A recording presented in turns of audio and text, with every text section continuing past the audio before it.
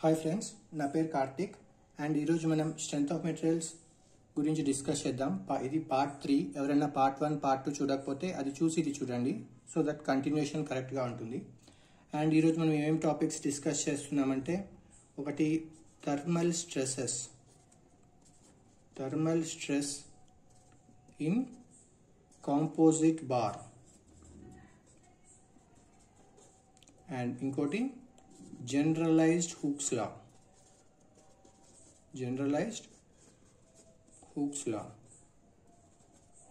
and ఇంకోటి mechanical properties of material. ఈ 3 topics ఈ వీడియోలో డిస్కస్ చేస్తాను. ఈ వీడియో మొత్తం తెలుగులోనే ఉంటుంది, complete video. Okay, first thermal stresses in composite bar. దీని గురించి డిస్కస్ చేసేటప్పుడు ఫస్ట్ థర్మల్ స్ట్రెస్ ఏంటో ఒకసారి బ్రీఫ్గా చెప్తాను. ఏదైనా ఒక మెటీరియల్ని మనం టెంపరేచర్ జస్ట్ ఇంక్రీజ్ చేస్తే, ఏం లోడ్స్ ఇవ్వకుండా, అప్పుడు బికాస్ ఆఫ్ టెంపరేచర్ కొంచెం ఎలాంగేషన్ అవుతుంది, డెల్టా ఎల్. ఈ change in length because of టెంపరేచర్నే మనము ఎల్ ఆల్ఫా డెల్టా టీ అని లాస్ట్ వీడియోలో డిస్కస్ చేసాము. ఇది because of change in temperature. ఇది సింగిల్ మెటీరియల్ ఉన్నప్పుడు. అదే ఒకవేళ కాంపోజిట్ మెటీరియల్ లైక్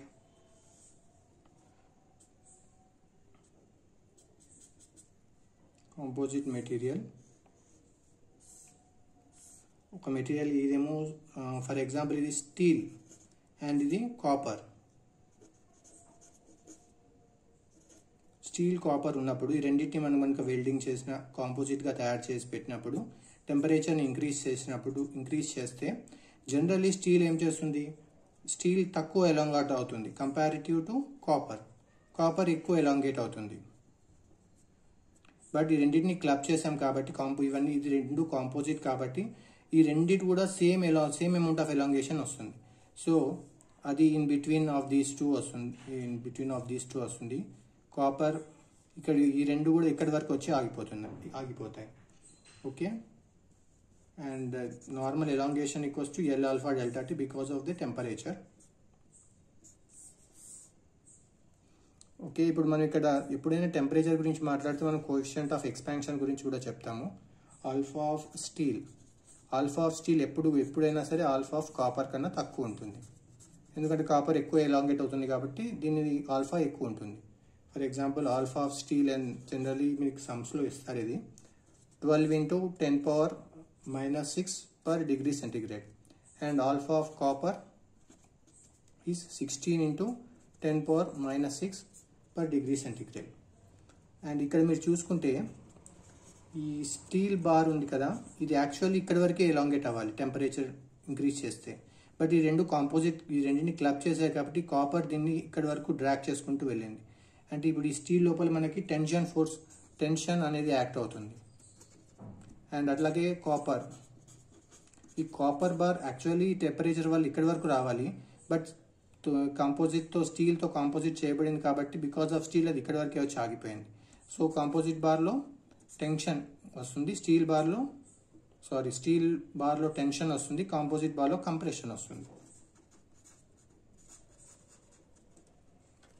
మనం ఏం చెప్పొచ్చు అంటే tension force in steel will be equal to compressive force in copper. ఈ రెండు కలిసి ఇక్కడ వరకు వచ్చి సేమ్ ఈ రీజన్, ఈ డాటెడ్ లైన్ వరకు వచ్చి ఎక్స్పాన్షన్ అవుతుంది బికాస్ ఆఫ్ ది టెంపరేచర్. మామూలుగా స్ట్రెస్ అంటే ఏంటి, లోడ్ పర్ యూనిట్ ఏరియా. మరి టెన్షన్ పి అంటే ఏంటి, ఇదే కదా force. So P is equal stress into area. So stress of steel into area of cross section of steel is equals to stress of copper into area of cross section of copper. ఈ రెండు area of cross section same ఉండాలని ఏం లేదు, డిఫరెంట్గా కూడా ఉండొచ్చు. అందుకే నేను డిఫరెంట్గా area of steel, area of copper అని వేసాను. ఇది ఫర్ ఎగ్జాంపుల్ ఇది ఈక్వేషన్ 1 అనుకోండి.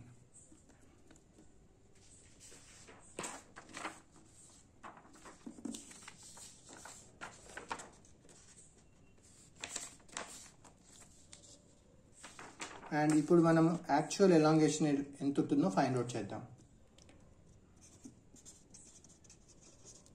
actual elongation. Actual elongation will be same in both steel and copper. ఇక్కడ చూసారు కదా, స్టీల్ విడిగా ఉంటే ఇక్కడ వరకు అయ్యేది, కాపర్ విడిగా ఉంటే ఇక్కడ వరకు అయ్యేది. ఈ రెండింటిని కాంపోజిట్ చేసాం కాబట్టి అది ఈ డాటెడ్ లైన్ వరకు ఇది actual elongation. Okay, this is actual elongation. This is ACK, AC actual, TUAL. This is actual elongation. Okay, actual elongation ఎలా ఫైండ్ అవుట్ చేస్తాం? నార్మల్గా టెంపరేచర్ ఇంక్రీజ్ చేయడం వల్ల స్టీల్లో ఎంత ఎలాంగేషన్ అవుతుంది? L alpha delta T. L alpha of steel into delta T. Okay, ఇది steel ఇక్కడ వరకు వస్తుంది టెంపరేచర్ వల్ల. ప్లస్ ఇది స్టీల్ కాపర్తో కూడా కంపోజిట్ చేయబడి ఉండడం వల్ల కొంచెం ఇంకా ఎక్స్ట్రా ఎలాంగేట్ అయింది. ఆ ఎక్స్ట్రా ఎలాంగేట్ అయింది? Stress into length into by Young's modulus. ఇది ఎలా వచ్చిందో నేను ఇప్పుడు మీకు చెప్తాను. జనరలీ స్ట్రెస్ అంటే ఏంటి? Strain into Young's modulus. And strain అంటే ఏంటి? Change in length by original length into Young's modulus. Delta L ఏమవుతుంది? Stress into length by Young's modulus. Okay, ఇదే నేను ఇక్కడ వేసాను కదా, stress into length by Young's modulus. ఈ ఎక్స్ట్రా ఎంత అమౌంట్ ఎలాంగేట్ అయింది అనేది ఇది. Okay, this is equals to and length, this is actual elongation will be same కాబట్టి ఇది స్టీల్. అలాగే కాపర్ వేసుకుంటే L alpha of copper delta T. Copper ఇక్కడ వరకు రావాలి, బట్ బికాస్ ఆఫ్ స్టీల్ అది ఇక్కడ వరకే వచ్చి ఆగిపోయింది. So minus of copper length of copper by ఈ. ఈ ఫార్ములా యూజ్ చేసి మనం యాక్చువల్ ఎలాంగేషన్తో ఫైండ్ చేయొచ్చు. ఇప్పుడు మనము ఇది నంబర్ 2, ఇది నంబర్ 1. ఈ 1 and 2 ఈ రెండు ఈక్వేషన్స్ యూజ్ చేసి మనం యాక్చువల్ ఎలాంగేషన్ ఎంత ఉందనేది మనం ఫైండ్ చేస్తాం in problems. Okay, and next topic మనం ఏం చెప్పుకుంటున్నామంటే Hooke's law, generalized Hooke's law గురించి డిస్కస్ చేద్దాం. ఫస్ట్ అసలు హూక్స్ లా అంటే ఏంటి? Stress is directly proportional to strain and stress is equals to strain into Young's modulus. ఇది నార్మల్ హూక్స్ లా. Strain ఏమవుతుంది అప్పుడు? స్ట్రెస్ బై ఈ. ఇది నార్మల్ హూక్స్ లా. ఒకవేళ మన మెటీరియల్ కనుక ఇది నార్మల్ ఒక బార్ అలా ఇచ్చి ఉన్నప్పుడు, ఇది ఓన్లీ 1 డైమెన్షన్ ఉన్నప్పుడు, లోడ్ పి యాక్ట్ అన్నప్పుడు ఈ ఫార్ములా యూజ్ అవుతుంది. ఒకవేళ అది 3 డైమెన్షన్లో ఉంది ఇమేజ్, ఫర్ ఎగ్జాంపుల్ ఒక బ్లాకే ఇచ్చారనుకోండి అండ్ దీని హైట్ వచ్చేసి హెచ్, దీని లెంత్ వచ్చేసి ఎల్, దీని బ్రెడ్త్ బి అనుకుందాము. ఇలా ఇచ్చినప్పుడు పి అనే లోడ్ ఇక్కడ యాక్ట్ అయినప్పుడు ఎక్స్ డైరెక్షన్స్లో, అప్పుడు ఈ వై డైరెక్షన్లో, జెడ్ డైరెక్షన్లో కూడా మనకి లెంత్ చేంజెస్ అవుతాయి. ఓకే, ఇది ఎక్స్ అనుకోండి, ఇది వై అనుకోండి, ఇది జెడ్ డైరెక్షన్. ఎక్స్ డైరెక్షన్లో ఎలాంగేషన్ అయినప్పుడు జెడ్ డైరెక్షన్, వై డైరెక్షన్లో కాంట్రాక్షన్ అవుతుంది. ఓకే, మనకి 3 డైరెక్షన్లో జనరలైజ్ ఫార్ములా కావాలి అంటే strain in X direction is equals to stress in X direction by ఈ. ఇది ఈ ఫార్ములా ద్వారా వచ్చింది. ప్లస్ అండ్ ఇది ఎక్స్ డైరెక్షన్లో ఎలాంగేషన్ వల్ల, అలాగే వై డైరెక్షన్, జెడ్ డైరెక్షన్లో కాంట్రాక్షన్ జరుగుతుంది. సో దాని గురించి minus mu into sigma y by E minus mu into sigma z by E. Okay, ఇది జనరలైజ్డ్ హూక్స్ లా అంటారు. అలాగే మనకి వై గురించి మాట్లాడితే స్ట్రెయిన్ ఇన్ వై అయితే stress in y by E minus mu into stress in x by E minus mu into stress in z by E. అలాగే strain in z direction అయితే stress in z by e minus mu into stress in x by e minus mu into stress in y by e. Okay, మూడు equations generalized Hooke's law. And mu అంటే ఏంటి? Mu is nothing but Poisson's ratio. Poisson's ratio గురించి మనం last వీడియోలో discuss చేసాం, ఒకసారి back వెళ్ళి చూడండి if you having any doubt. Poisons ratio minus of lateral strain by longitudinal strain. Okay, ఇది ఈ 3 జనరలైజ్డ్ హుక్స్లా అంటారు. ఈ మూడింటిని ఇవి డైరెక్ట్గా ఎగ్జామ్లో కూడా అడుగుతుంటారు. జనరలైజ్డ్ హుక్స్లా ఏంటి అని చెప్పేసి 4 ఆప్షన్స్ ఇచ్చి ఏదో ఒకటి పిక్ చేయమంటారు. ఎక్స్ డైరెక్షన్లో స్ట్రెయిన్ అయితే ఇది, వై డైరెక్షన్లో ఇది, జెడ్ డైరెక్షన్ అయితే ఇది. ఓకే. అండ్ ఇప్పుడు మనం నెక్స్ట్ టాపిక్ వచ్చేసి mechanical properties. Mechanical properties of engineering materials.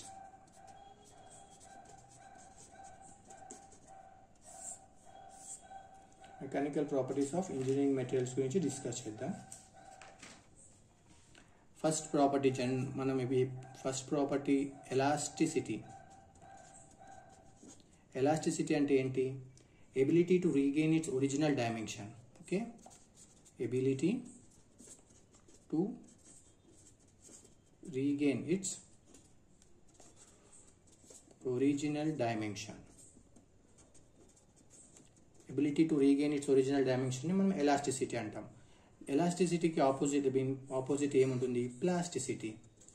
Plasticity అనేది it is a permanent deformation. Permanent deformation. ఎలాస్టిసిటీలో లోడ్ని రిమూవ్ చేసినప్పుడు మెటీరియల్ ఒరిజినల్ డైమెన్షన్కి వస్తుంది. బట్ ప్లాస్టిసిటీలో లోడ్ రిమూవ్ చేసినా కానీ అది ఒరిజినల్కి రాదు, పర్మనెంట్గా డిఫార్మ్ అయిపోతుంది. ఇది converse of elasticity. Converse of elasticity. Converse in the sense opposite of elasticity. And elasticity ప్లాస్టిసిటీతో పాటు ఇంకో ప్రాపర్టీ కూడా ఉంటుంది. దీన్ని ఎలాస్టోప్లాస్టిక్ అంటారు.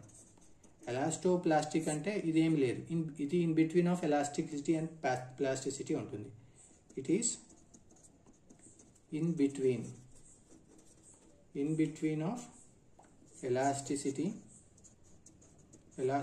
and plasticity. Okay. And ఇంకొక major property, important property is strength. Strength అనేది it is a volumetric property.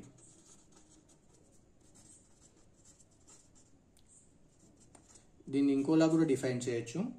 It is load are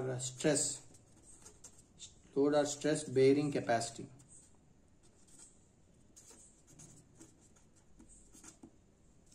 load or stress bearing capacity. It is a volumetric property. It is load bearing capacity. ఒక material ఎంత లోడ్ని bear చేయగలుగుతుందో అనేది దాని యొక్క strength.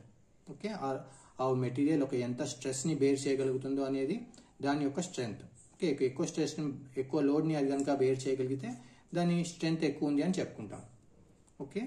And next property వచ్చి hardness. చాలామంది హార్డ్నెస్కి స్ట్రెంగ్త్కి confuse అవుతుంటారు. కొద్దిగా డీటెయిల్గా చెప్తాను హార్డ్నెస్ గురించి. హార్డ్నెస్ అనేది surface property.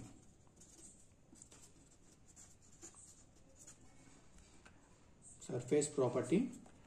It is the resistance to scratch, penetration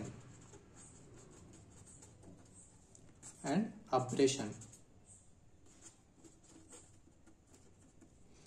ఇంకా డీటెయిల్గా చెప్పాలి అని అంటే హార్డ్నెస్ అనేది ఓన్లీ సర్ఫేస్ గురించి డిస్కస్ చేస్తుంది. ఓన్లీ సర్ఫేస్ మనం మన నెయిల్ తోటి దీన్ని స్క్రాచ్ చేయడానికి ట్రై చేస్తే, ఏదైనా మెటీరియల్తో స్క్రాచ్ చేయడానికి ట్రై చేస్తే ఒకవేళ స్క్రాచ్ అవుతుంది అంటే దాని హార్డ్నెస్ తక్కువ ఉంది. స్ట్రెంగ్త్ అనేది వాల్యూమెట్రిక్, మొత్తం వాల్యూమ్ మీద డిపెండ్ అయి ఉంటుంది. ఎంత లోడ్ బేర్ చేస్తుంది ఈ వాల్యూమ్ అనేది strength. Hardness is a surface property. అది ఓన్లీ సర్ఫేస్ మీద డిపెండ్ అయి ఉంటుంది.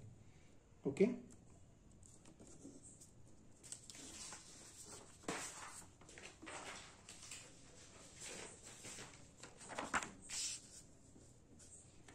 అండ్ టైప్స్ ఆఫ్ స్ట్రెంగ్త్ గురించి చెప్తాము.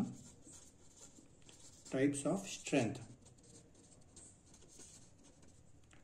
ఎన్ని రకాలుగా ఉంటుంది. ఒకటేమో టెన్జైల్ అండ్ ఇంకొకటి compressive strength. Tensile strength, compressive strength and ఇంకోటి షియర్ స్ట్రెంగ్త్ అండ్ ఇంకోటి yielding strength.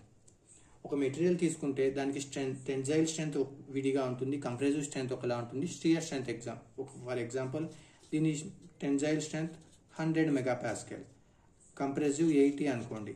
Just for example చెప్తున్నాను. షియర్ 40 మెగాపాస్కల్ అనుకోండి. ఓకే, మీకు ఒక ఎగ్జాంపుల్ తోటి చెప్తే ఇక్కడ క్లియర్గా అర్థమవుతుంది. అండ్ ఇది ఒక స్మాల్ క్యూబాయిడ్. ఓకే,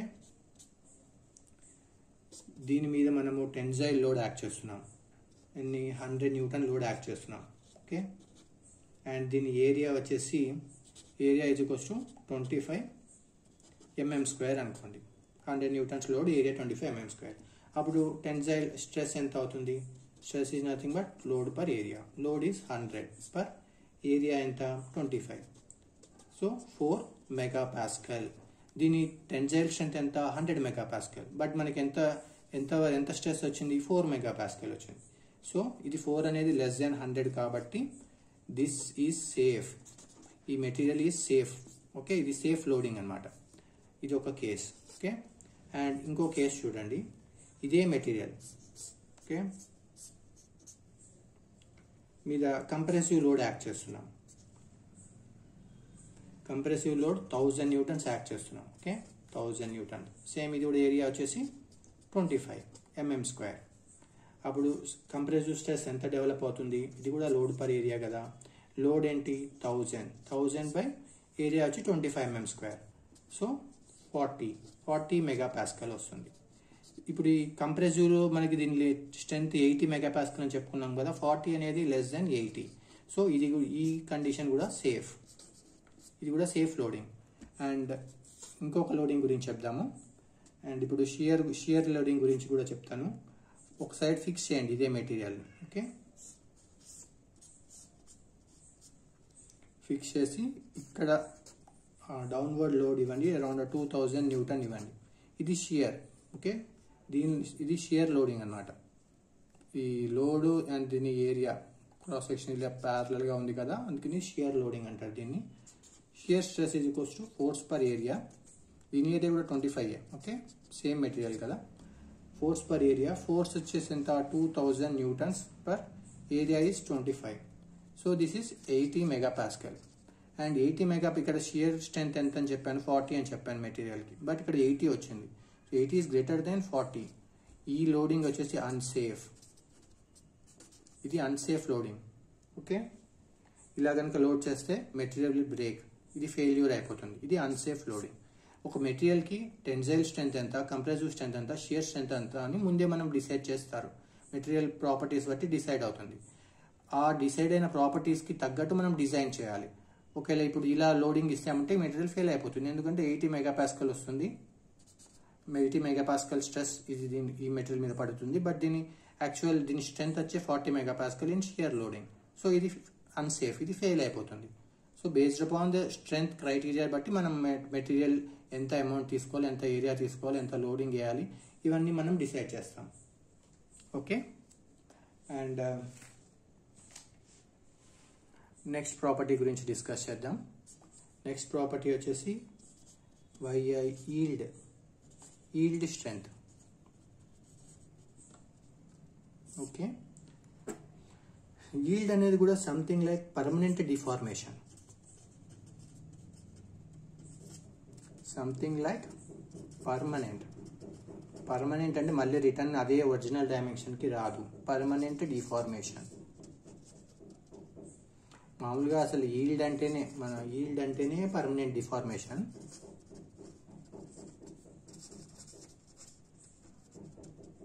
ఇంకా ఈల్డింగ్ అనేది slow deformation. Okay, slow deforming and permanently going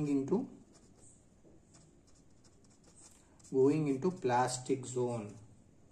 okay, plastic జోన్లోకి వెళ్ళిపోతుంది. అంటే ఒక్కసారి ఈల్డింగ్ స్టార్ట్ అయింది అంటే అది మళ్ళీ ఒరిజినల్ డైమెన్షన్కి రాదు. ఈల్డింగ్ అనేది మనం ఏ మెటీరియల్ డిజైన్ చేస్తున్నా కానీ ఈల్డింగ్ అనేది రాకుండా చూసుకోవాలి. Either it is a load act చేసినా ఈల్డ్ రాకూడదు. ఈల్డ్ ఒక్కసారి వచ్చింది అని అంటే it will is permanent deformation. అది మళ్ళీ రిటర్న్ బ్యాక్ ఒరిజినల్ షేప్కి రాదు మెటీరియల్. సో ఈల్డ్ స్ట్రెంత్, ఇక్కడ ఈల్డింగ్ అని చెప్పుకున్నాం కదా, ఈల్డ్ స్ట్రెంత్ ఎంత ఉందో చూసి దాని లిమిట్ వరకు వెళ్ళకుండా చూసుకొని మనము డిజైన్ చేయాలి మెటీరియల్కి. ఓకే,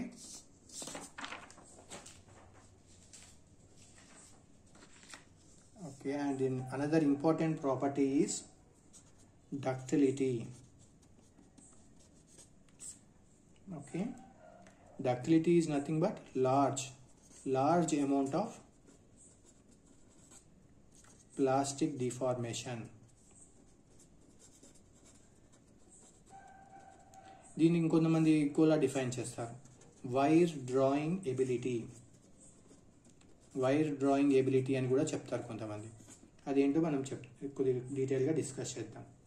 ఒక మెటీరియల్ తీసుకున్నాను, దానికి ఇటువైపు ఒక లోడ్, ఇటువైపు టెన్సైల్ లోడింగ్ ఇచ్చాను. అలా ఈ లోడ్ ఇస్తూనే వెళ్ళాను. అలా ఇచ్చినప్పుడు ఈ మెటీరియల్ ఇంకొద్దిగా సాగిద్ది, ఇంకా సన్నగా సాగి వన్ పాయింట్ ఆఫ్ టైంలో అప్పుడు ఇక్కడ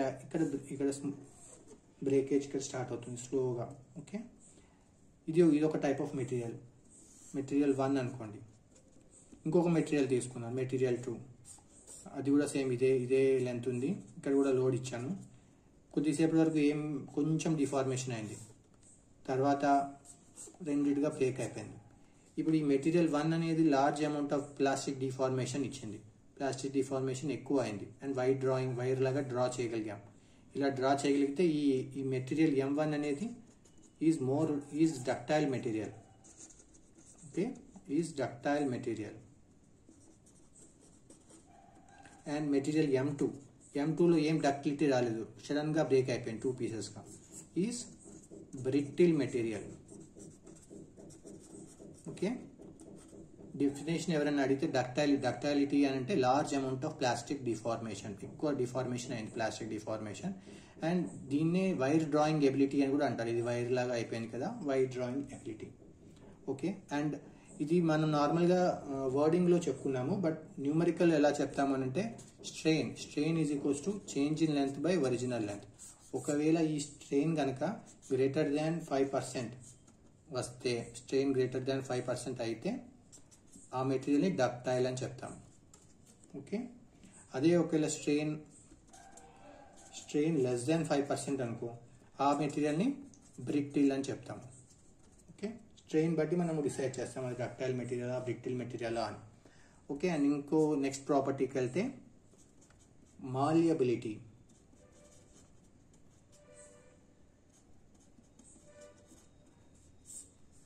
Malleability is nothing but more deformation, but under action of compressive force. ఇక్కడ మనం డక్టిలిటీలో ఏమో tensile force, more plastic deformation under the action of tensile force. మాల్యబిలిటీలో ఏమో more deformation but under action of compressive force.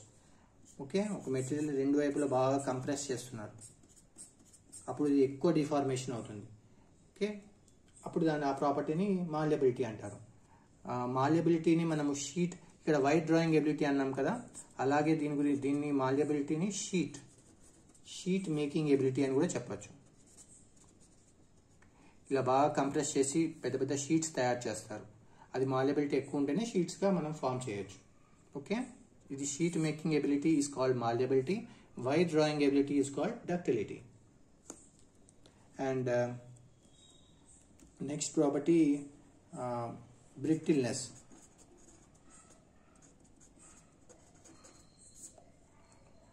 Okay, and next పేజ్లో discuss చేద్దాం. Okay, right.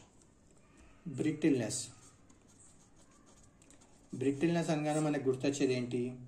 Example glass ఎందుకు brittle material? గ్లాస్ని మనము లోడింగ్ ఇస్తే అదేమి ఎక్స్పాన్షన్ అవ్వదు, సడన్గా క్రాక్ అయిపోతుంది. ఓకే, అందుకని glass example of brittle material. అసలు బ్రిటిల్ మెటీరియల్ అంటే ఏంటి? సింపుల్, ల్యాక్ ఆఫ్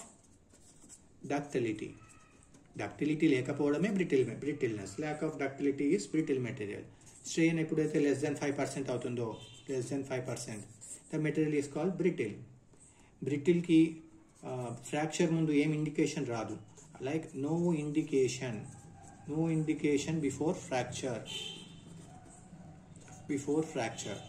మామూలుగా డక్టిలిటీ మెటీరియల్ అయితే మెల్లగా కొద్దిగా ఎక్స్పాన్షన్ అయ్యి వైర్ లాగా అయ్యి లాస్ట్కి ఇరిగిపోతుంది. బట్ బ్రిటిల్నెస్ ఎప్పుడు తిరుగుతుందో మనకి తెలియదు, డైరెక్ట్గా క్రాక్ వచ్చేస్తుంది. ఓకే,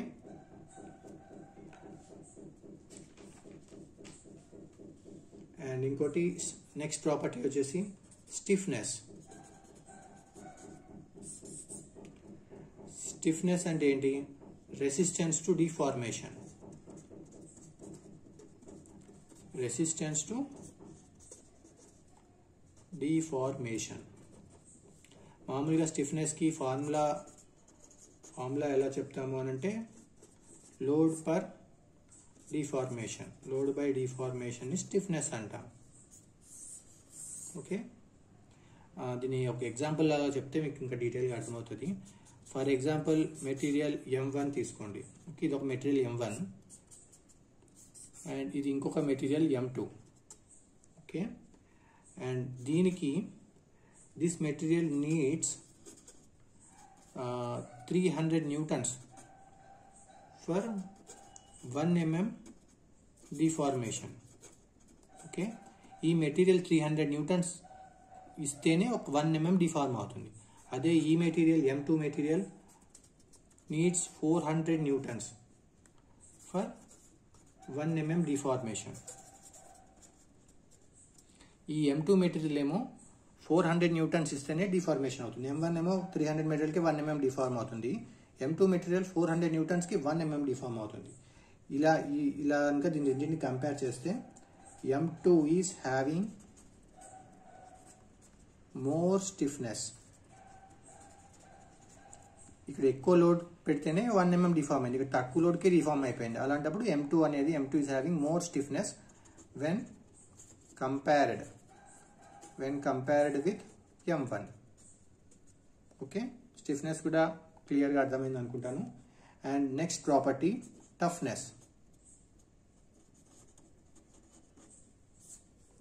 టఫ్నెస్ అంటే ఏంటి అని అంటే it is energy absorbing capacity before failure. Energy absorbing capacity before deformation or fracture. Okay, energy absorbing capacity before deformation or fracture. ఇది కూడా ఒక ఎగ్జాంపుల్ తోటి డిస్కస్ చేద్దాం సో దట్ బాగా గుర్తుంటుంది. ఇది ఒక గన్ అనుకోండి. గన్ నుంచి ఒక బుల్లెట్ వస్తుంది కదా, బుల్లెట్ చాలా స్పీడ్లో వెళ్ళి హిట్ అవుతుంది. ఓకే, అప్పుడు దాని ఎనర్జీ, బుల్లెట్లో ఉండే ఎనర్జీ ఏంటి? కైనమెటిక్ ఎనర్జీ ఉంటుంది, 12 mv². కైనమెటిక్ ఎనర్జీ తోటి ఇది మెటీరియల్ 1, ఇది మెటీరియల్ 2. Okay, M1 M2. ఈ బుల్లెట్ మెటీరియల్ 1కి వెళ్ళి హిట్ చేస్తే మెటీరియల్ 1 ఏమీ అవ్వలేదు. ఈ ఎనర్జీ ఉంది కదా 12 mv², ఈ ఎనర్జీని ఇది అబ్జార్బ్ చేసుకుంది, ఈ మెటీరియల్ అబ్జార్బ్ చేసుకుంది. అదే ఈ బుల్లెట్ వెళ్ళి M2 మెటీరియల్కి హిట్ చేస్తే M2 మెటీరియల్ క్రాక్ వచ్చేసింది. అంటే ఇక్కడ క్రాక్ వచ్చేసింది. అంటే ఏంటి? M1 మెటీరియల్ బుల్లెట్ ఎనర్జీని అబ్జార్బ్ చేసుకుంది, M2 మెటీరియల్ అబ్జార్బ్ చేసుకోలేకపోతే అందుకే క్రాక్ వచ్చింది. So energy absorbing capacity before deformation. ఇక్కడ ఎనర్జీ అబ్జార్బ్ చేయగలిగింది కాబట్టి M1కి ఎక్కువ టఫ్నెస్ ఉంది కంపారిటివ్ టు M2. M1కి ఎక్కువ టఫ్నెస్ ఉంది. ఈ ఎనర్జీని, కైనమెటిక్ ఎనర్జీని ఇది అబ్జార్బ్ చేసుకోగలిగింది. Okay, therefore material 1 is having more toughness comparative to material 2. Okay, and ఈ మెకానికల్ ప్రాపర్టీస్ ఈ రోజు వరకు ఇన్నే డిస్కస్ చేస్తున్నాము. అండ్ మీకు వీడియో నచ్చితే కనుక లైక్ చేయండి, మీ ఫ్రెండ్స్కి షేర్ చేయండి, అండ్ సబ్స్క్రైబ్ చేసుకోవడం మర్చిపోవద్దు. మీకు ఇలాంటి వీడియోస్ నెక్స్ట్ కంటిన్యూషన్ మళ్ళీ ఇవ్వాలి అంటే please subscribe this channel. Okay, thank you.